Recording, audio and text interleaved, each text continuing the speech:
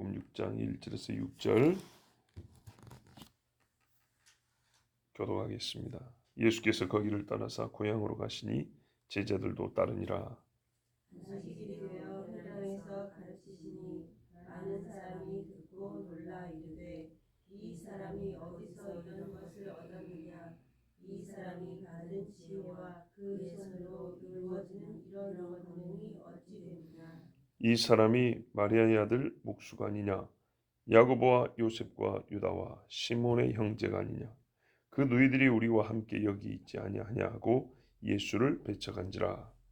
예수께서 그들에게 이르시되 선지자가 자기 고향과 자기 친척과 자기 집에 대해서는 존경을 받지 못함이 없느니라 하시며 거기서는 아무 권능도 행하실 수 없어 다만 소수의 병자에게 안수하여 고치실 뿐이었고 그들이 믿지 않음을 이상히 여기셨더라.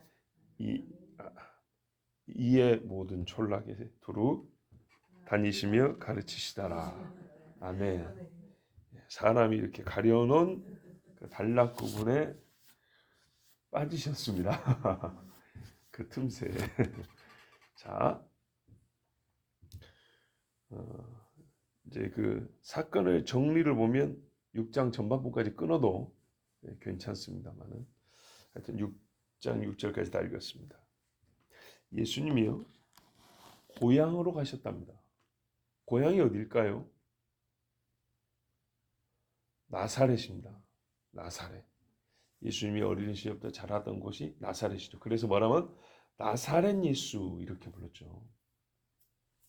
그동안에 이 갈릴리 주변의 그 가버나움이라든지 뭐 그 호숫가 주변을 중심으로 사역을 하시다가 나사렛은 호숫가에 좀 거리가 있습니다. 약간 이 서쪽으로 내륙입니다. 그쪽으로 고향으로 가셨어요. 그러니까 예수님이 제일 처음에 사역하실 때하고 지금 사역 중반쯤 되어서 고향으로 가셨다는 이야기가 이렇게 두 번 나옵니다.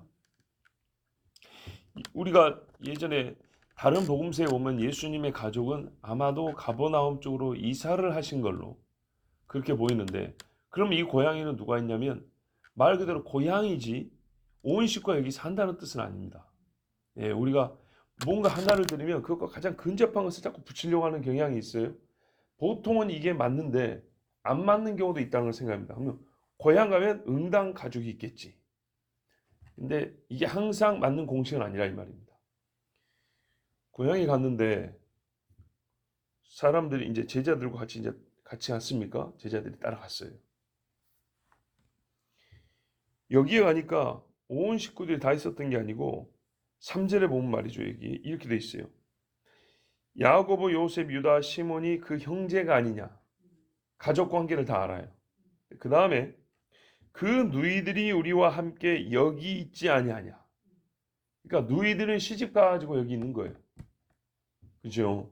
근데 남자 형제들은 여기 없다는 얘기입니다. 예. 그러니까 이 말의 뜻에 보면 여자 형제들은 분명히 여기 있다. 그래서 이렇게 말한 이유는 예수와 누군지 우리가 너무 잘 안다 얘기입니다. 자, 이제 정리되셨죠? 이래 가지고 예수님이 고향에 가셨는데 마침 안식일이 됐어요. 회당에 들어가 가르치셨습니다. 뭐 가는 회당마다 예수님한테 가르쳐 달라 하냐? 그게 아니고 유대인 남자들은 가서 율법을 읽고 거기에 대해서 본인의 묵상이나 나름대로의 생각을 말할 수 있는 그런 기회가 있어요. 예수님이 나가셔가지고 그 누구보다도 바르고 온전하게 율법을 풀어 가르치셨어요. 그러니까 이 회당에 모인 많은 사람이 보세요. 이게 중요합니다. 그들이 지금 겪은 일이 뭔가 보세요. 듣고 놀라. 지금까지 살면서 이런 가르침을 못 들어본 거죠. 그 내용을 보면 너무 놀랍고 탁월한 가르침이었어요.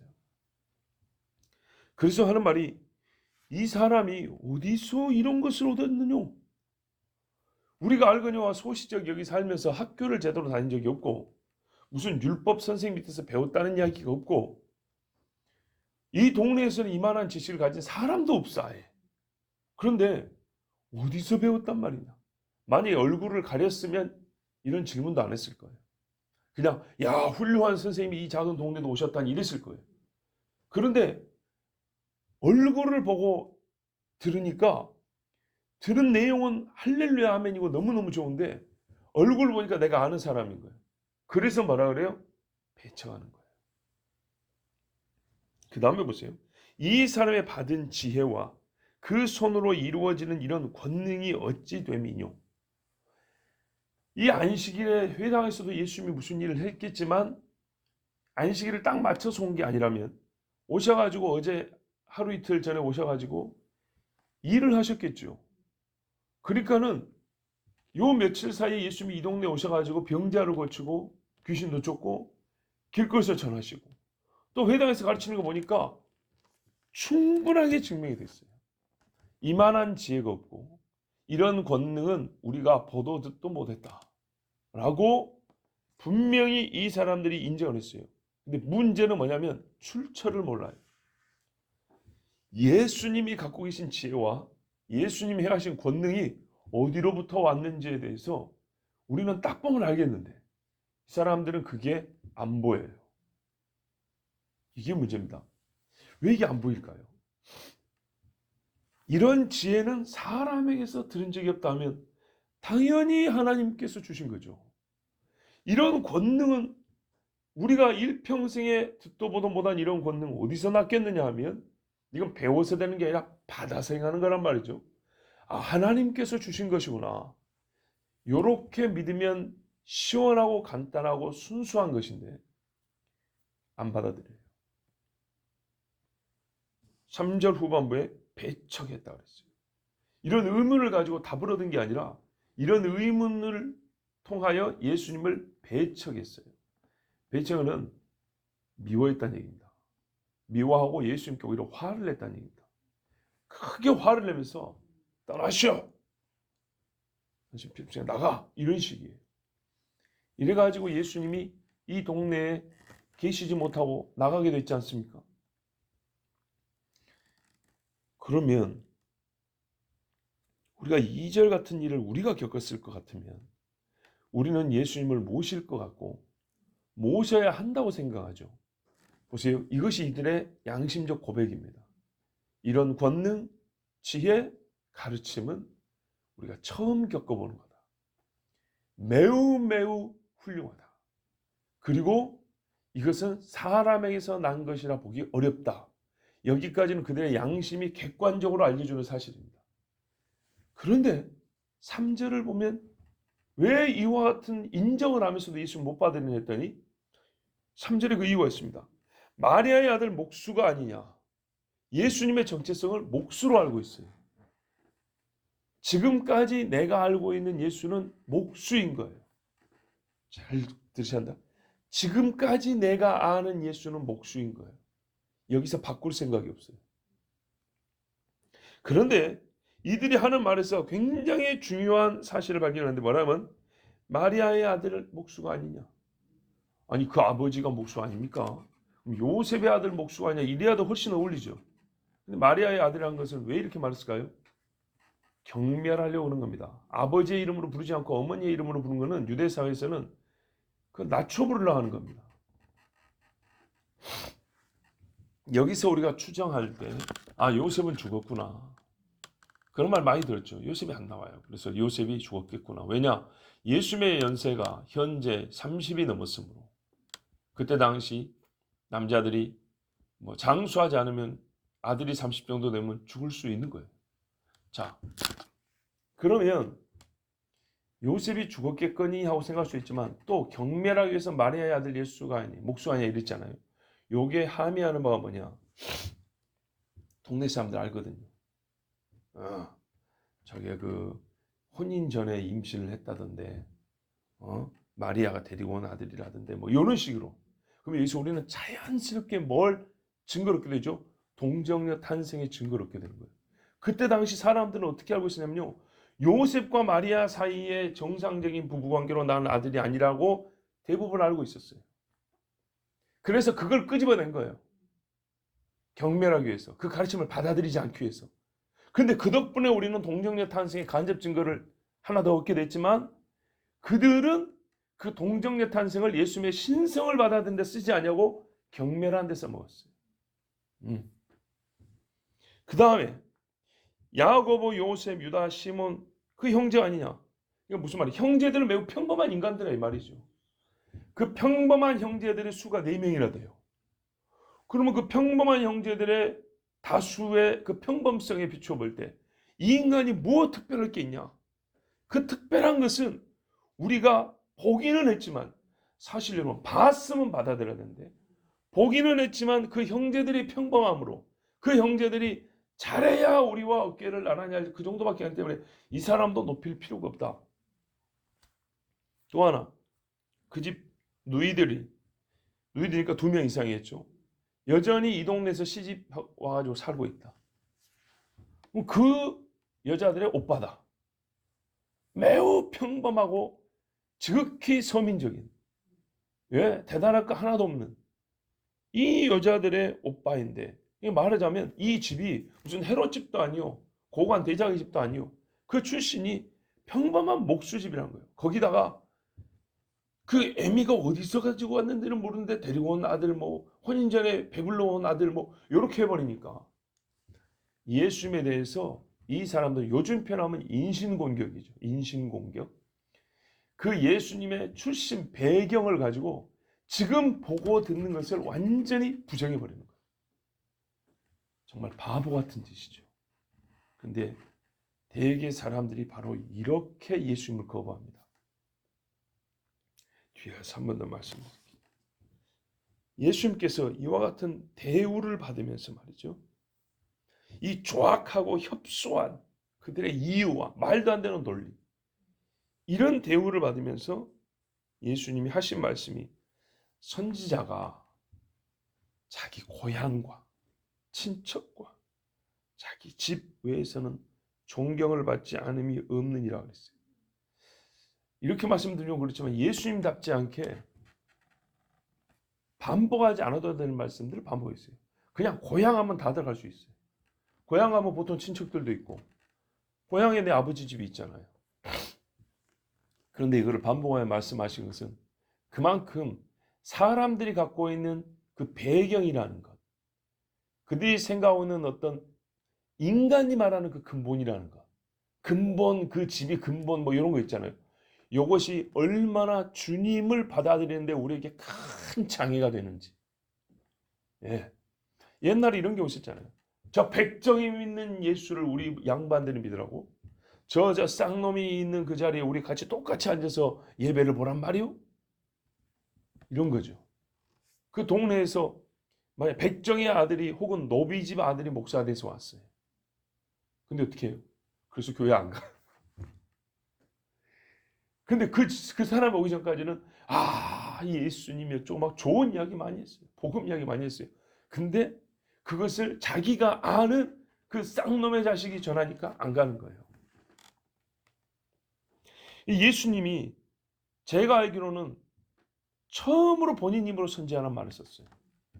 이거는요, 낮춘 거예요. 우리가 지금 앞에서 마가복음 2장부터 봤지 않습니까? 1장, 2장, 3장이 계속 반복된 거예요. 예수님이 누구신지를 가르쳐주잖아요. 근데 거기는 주로 뭐냐면 예수님의 자기 선언입니다. 그치요?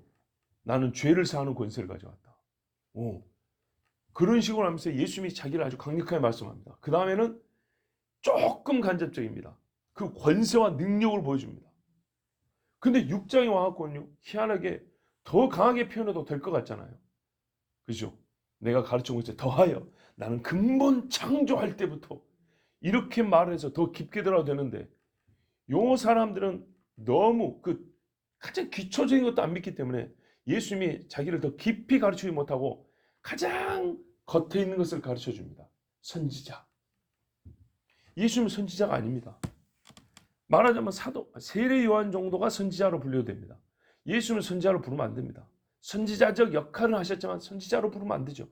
그런데 이들이 워낙에 예수님을 안 받아들이니까 가장 멀리 하나님의 아들 소리는 하지도 못하고 가장 바깥에 있는 그 선지자를 끄집어냅니다. 선지자라 할지라도 원래는 받아야 되는데 인간들이 얼마나 악하냐면 고향 출신이라고 배척한다는 거예요. 내가 아는 사람이라고 무시한다는 거예요. 근데 이걸 우리가 어디서 봤냐? 대표적으로 예레미야에서 봤잖아요. 예레미야가 아나도 사람입니다. 제사장들이 몰려 사는 데입니다. 근데 예레미야 11장인가 보면 예레미야가 하나님 앞에 막 한탄하고 막 가슴을 치면서 막 이럴 수가 있냐고. 그게 뭐냐면 고향 아나도 사람들이 예레미야처럼 죽이자고. 그런 겁니다. 그러니까 예수님 말씀 들으면 꼭 예레미야가 떠오릅니다. 선지자가 자기 고향, 친척, 자기 집에서는 존경을 받지 않음이 없다. 왜? 선지자 정도의 사역만 해도 사람들이 그에 대한 객관적 판단을 내리기만 하면 존경하고 우대하고 자기 집으로 모시려고 하고 그에게서 한 말씀 들으려고 하고 기도라도 한번 받고 싶어가지고 이게 보통의 이스라엘 사람들의 성정이라는 겁니다. 선지자라 할지라도. 그런데 모든 사람은 인정하지만 자기 고향 사람들은 어떻게 해요? 배척한대요. 원래는 가장 친근하게 대하고 다른 사람들은 반대해도 편을 들어줘야 되는데 희한하죠. 고향 사람들이 선거 때는 편을 잘 들어주던데 그보다 훨씬 중요한 진짜 죽고 사는 문제에서는 배척하고 오히려 화를 내고 몰아냅니다. 유대인들이 좀 스케일을 넓히면 자기 왕 예수님을 배척하고 죽였죠. 고향에서 예수님을 벌써 배척하고 버렸다는 것이 장차 있을 일을 예견하게 합니다. 그래서 예수님이 어떻게 했냐? 거기서는 아무 권능도 행하실 수 없어. 능력이 없어서가 아닙니다. 권능이라는 건 말이죠. 관계라는 맥락 속에서 행해질 때 보다 온전한 효과, 효력이 나타납니다. 이게 무슨 말이냐면 믿음이 하나도 없고 예수님을 존경하는 마음도 하나도 없는 사람의 병을 고쳐졌을 때 그 몸은 언제나 뛰어날 수 있지만 예수님과의 믿음으로 이어지는 관계는 없는 겁니다. 그런데 주님 앞에 간절함으로 나온 사람들은 어떻게 해요? 병을 고쳤을 때 그 병 고침 후에 그가 주님을 믿을 가능성이 커집니다. 처음부터 믿음을 갖고 나온 사람일 경우에는 그는 완전히 주님 앞에 헌신하게 됩니다. 다르다는 얘기입니다. 거부와 적대 속에서는 권능은 사람을 변화시키기보다는요, 그 일종의 현상을 바꾸는 힘으로만 작동하고 끝나는 겁니다. 근데 본래 하나님의 권능은 그렇게 역사하려고 행하시는 게 아니거든요. 사람을 변화시키려고 하는 거예요.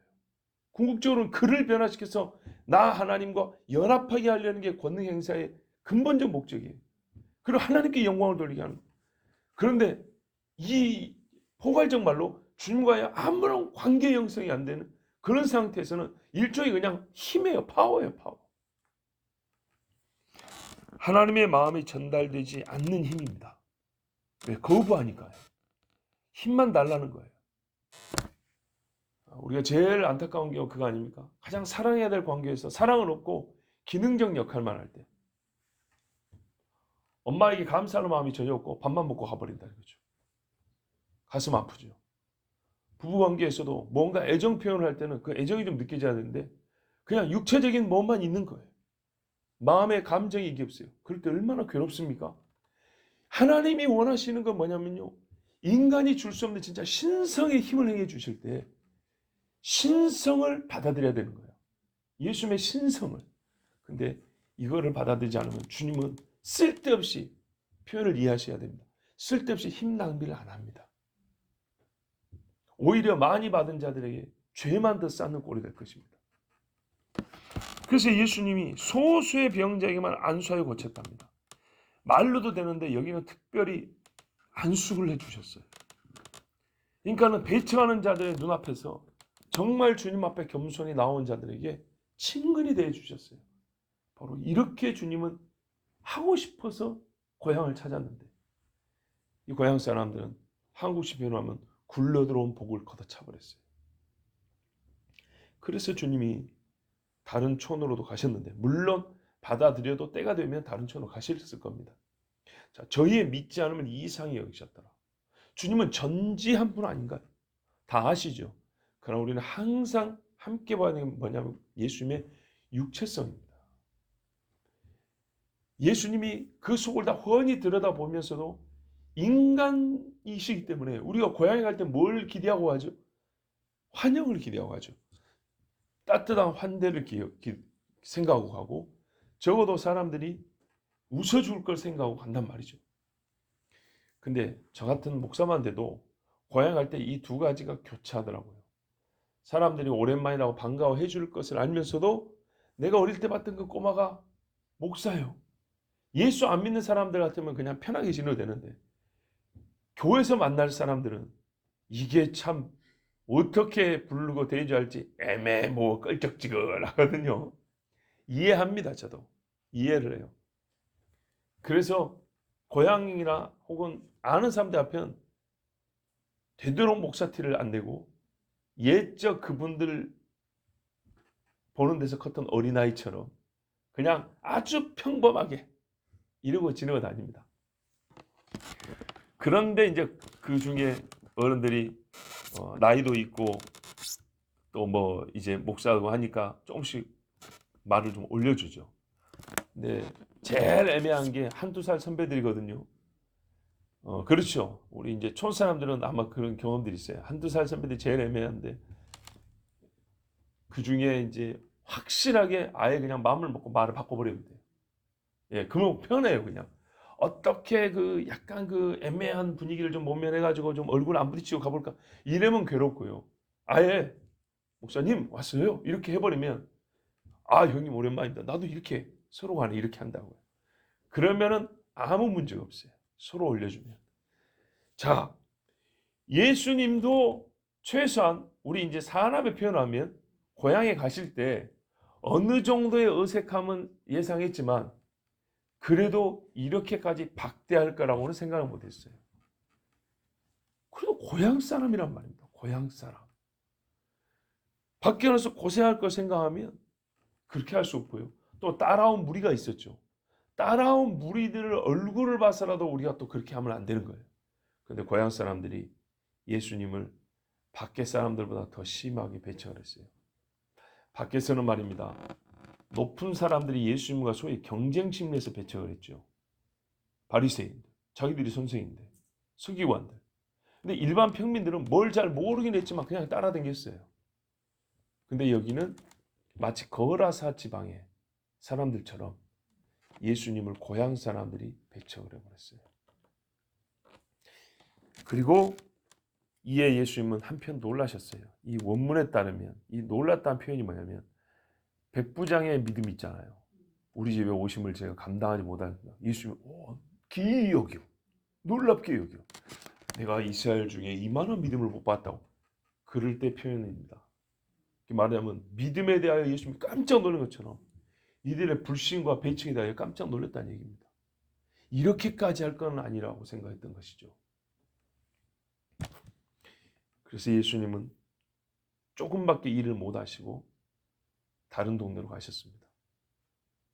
여기서 못했기 때문에 봐라 하면서 보란 듯이 옆을 돌아다닌 게 아니고 본래 하실 일이었어요. 왜냐하면 이 지역을 선교하시고 소위 전반부 사역을 여기서 마감을 하시고 제자들을 보낼 계획이었기 때문에 이 고향 근처에서부터 제자들을 파송할 계획이었어요. 즉 지금까지 가르치고 훈련한 것을 실습을 할 수 있도록 제자들을 부활 이후에는 다 퍼져나가게 하잖아요. 그 전에 공생애 중에 한 번 제자들을 보내서 직접 사도의 직무를 감당히 하려고 여기를 마지막 훈련 캠프로 삼았기 때문에 고향 마을과 그 주변 마을을 예수님은 다 계획대로 복음을 전하시고, 그리고 한편 이 고향 마을에 온 이유를 우리가 이제 그 속을 좀 깊이 들어보면 바로 이거죠. 제자들이 겪을 배척, 사람들이 환영도 하겠지만 그들을 거부하는 것, 이걸 예수님이 당하는 걸 옆에서 보는 거하고요, 자기들이 직접 당하는 건 또 다른 문제죠. 그렇지만 하여튼 예수님을 통해서 가장 가까운 자들에게도 배척받고 버림받을 수 있다는 것, 이것을 제자들에게 보여주신 것도 있습니다. 그래서 여기가 마지막 훈련 캠프고, 이제 중간 훈련, 마지막 훈련 캠프고, 여기서 예수님이 제자들에게 이제 너희는 가라 하고 1차 파송을 합니다. 우리가 이 6절까지 말씀에서 다시 한번 확인하고 또 되새겨야 될 게 뭐냐면, 지금까지 6장 이 전반부까지 보면 말이죠, 예수님을 믿는 사람들도 있고 안 믿는 사람들도 있는데, 예수님을 만난 여러 사람들을 분류를 해보면 종교 지도자들이 있고 어부들도 있고 소위 뭐 공직자도 있고 여자도 있고 남자도 있고 아픈 사람도 있고 건강한 사람도 있고 지금 여러 부류잖아요. 또 잘 모르는 사람도 있고 이방 땅도 있었고 고향 사람들도 있었고 그러잖아요. 또 사람 믿는 게 아니라 귀신들도 있었습니다. 가만 보면 공통점이 뭐냐면 예수님을 제대로 아는 사람은 한 명도 없었어요. 세례 요한이 당대 예수님을 제일 잘 아는 사람입니다. 그렇죠? 세례 요한이 예수님을 제일 잘 알고 사람들이 예수님을 소개해 준 사람입니다. 맞습니까?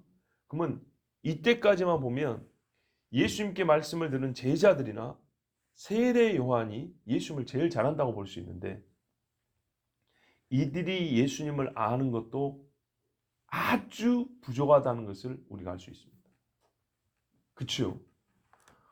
예수님의 가르치는 그 천국에 대한 또는 하나님의 구원의 방식에 대한 뭐 여러 가지 이 교훈들만 이해를 못하는 게 아니라 예수님 자신을 잘 모릅니다. 그러니까는 놓고 따라는 왔는데 내가 따라하는 분이 누군지를 다 알고 따라온 건 아니에요.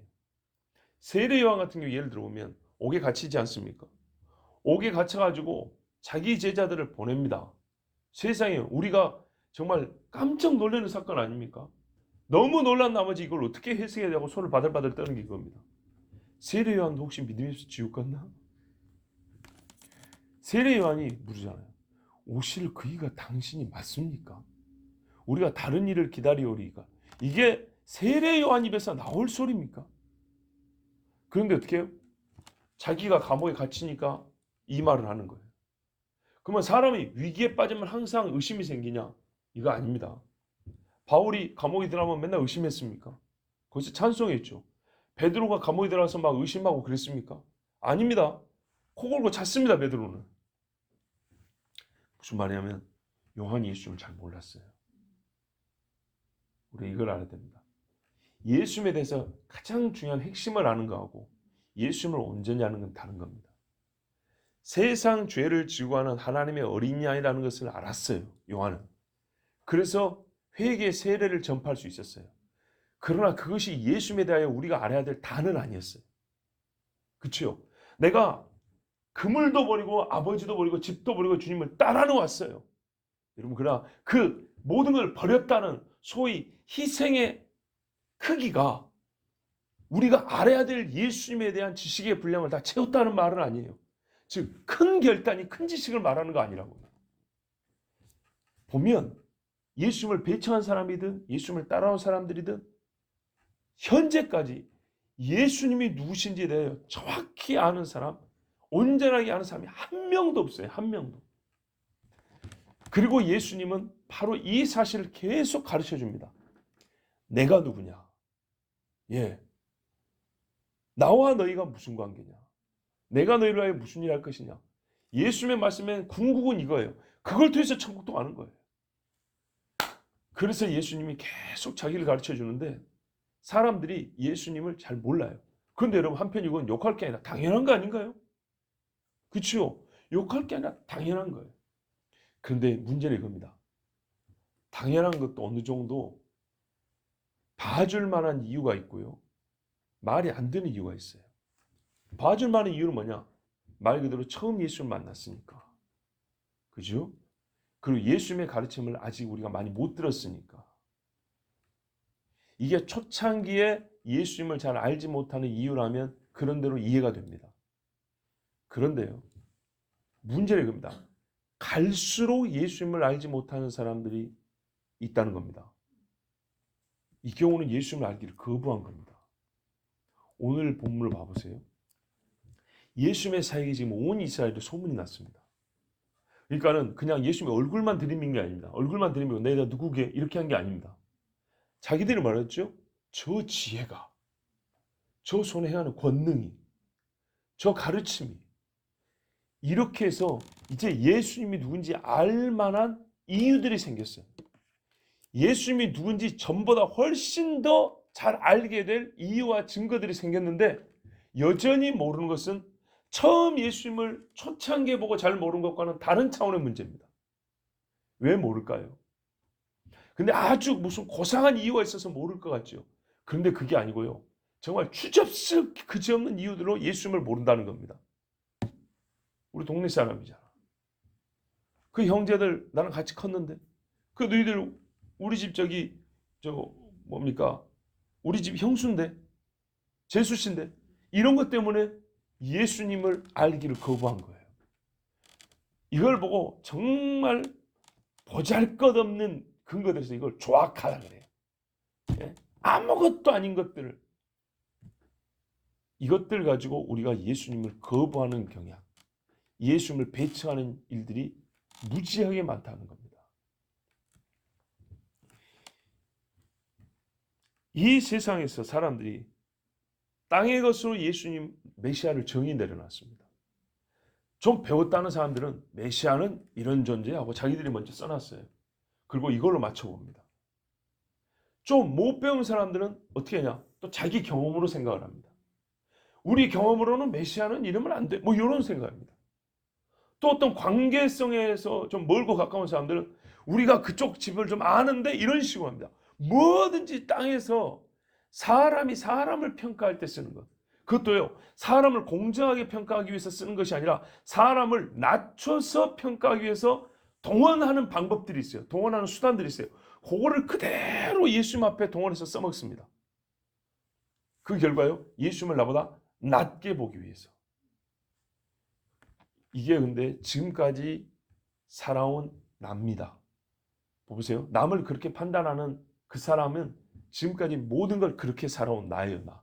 가만 보니까 뭐냐면 지금까지의 내가 지금 만난 예수님을 통하여 변화될 나를 거부하는 거예요. 나는 지금까지 이대로 살겠다는 겁니다. 이것이 중요합니다. 그래서요. 이걸 우리의 경험이 알려주는 건데 지금까지의 나를 이런 식으로 오랫동안 빚어온 사람은요. 예수 만나기가 그렇게 어려워요. 왜냐하면 이것들을 좀 추상적으로 개념적으로 정리를 하면 아까 제가 말했던 뭐 이것 때문에 저것 때문에 이것들이 전부 다 뭐냐면 현재까지의 나를 만들어 온 것들입니다. 덧줄이면 지금까지의 납니다. 지금까지의 내가 주님을 맞닥뜨렸을 때 지금까지의 내가 나로서 주님을 판단하는 겁니다. 근데 이게 보면 보통 너무 좁아요. 너무 작아요. 넓힐 생각이 전혀 없어요. 아무리 충격을 들고 놀랄 사건을 보여줘도 지금까지의 내가 다른 그 모든 것들을 바라보는 눈을 가지고 온 그 눈을 가진 나는 바꿀 생각이 없어요. 그냥 그것으로 사실은 그것으로 볼 수가 없는 존재인데도 불구하고 그냥 그것으로 보겠다는 거예요. 그래서 예수님을 배척하고 버리는 일이 벌어집니다.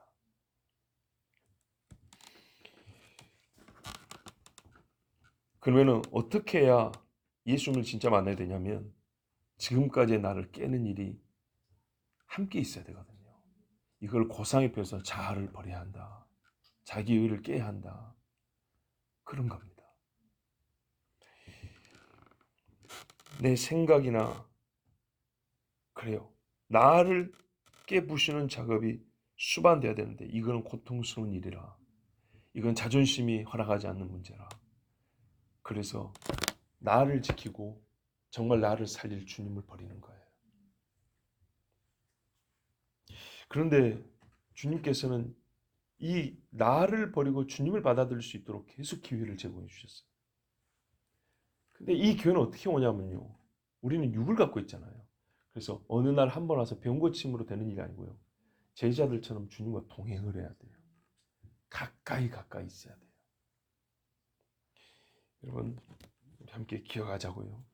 주님을 거부함은 갑자기 나타난 무엇이 내 앞을 가리는 게 아니에요. 내가 주님을 만날 순간에 뭐가 딱 와가지고 가리니까 내가 주님을 못 보고 내가 주님을 따르지 못하게 됐다. 이게 아니고 막는 건 납니다. 과거로부터 지금까지의 내가 지금 나를 변화시켜 장래 새 존재로 이끄실 나를 그 주님을 거부하는 것입니다. 그래서 우리가 가장 깊은 양심이 아는 거잖아요. 무엇 때문이 아니라 사실은 그것 때문에 내가 교회를 못 가고 그것 때문에 예수를 못 믿는 게 아니라 엄밀히 말하면 나 때문이에요. 내가 주님을 거부하는 거예요. 그리고 거부할 이유가 명분이 그래도 있어야 되지 않겠습니까? 근데 가만 찾아보면 본문이 말하는 요 3절 같은 이런 웃기는 이유들이에요. 그런데 우리 눈앞에 나타난 증거는 2절 같은 증거들인데 여러분 증거가 크면 그걸 반대하는 증거나 논리도 그 레벨이 좀 맞아야 될 거 아닙니까? 근데 이렇게 차이가 난데도 불구하고 이 별것도 아닌 이 알구 증거를 가지고 눈앞에 나타나는 신성을 거부하는 거예요. 그러니 그 죄를 어찌 하리요? 어찌 거기서 주님이 더 머물기를 바랄 수 있겠습니까? 그러므로 우리가 이 아무것도 아닌 지금까지의 나 이것을 깨뜨리고요. 주님은 항상 분명한 건 이겁니다. 주님은 우리를 육체를 자극해서 자기를 보여주시지만 항상 주님은 높은 것을 보여주십니다. 무슨 말이냐면 어느 날 갑자기 주님이 나에게 딱 건드리더라도 사람 치는 게 아니라 신성의 접촉이 느껴지게 합니다.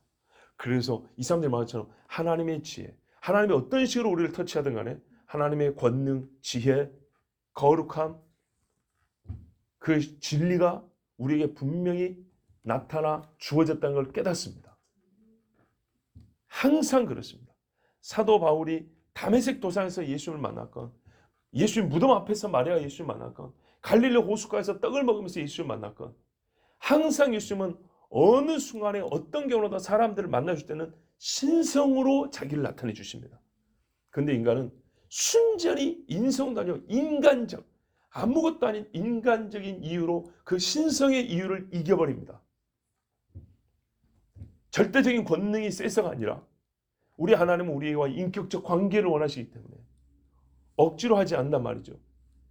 그것을 알고 우리 인간은 그 전혀 이유가 되지 않는 것으로 주님의 합당한 이유를 덮어버리고 밀어내버린다고요. 이래서 고향 사람들은 예수님을 제대로 만나지 못했습니다. 그리고 오히려 이방의 갈릴리는 빛을 보았습니다. 우리 주님이 주신 음성이 분명합니다. 여러분, 신성의 다가오심이 있을 때는 나의 인간적 모든 것을 버리고 주시는 거룩한 빛을 그대로 받으시기 바랍니다. 기도하겠습니다.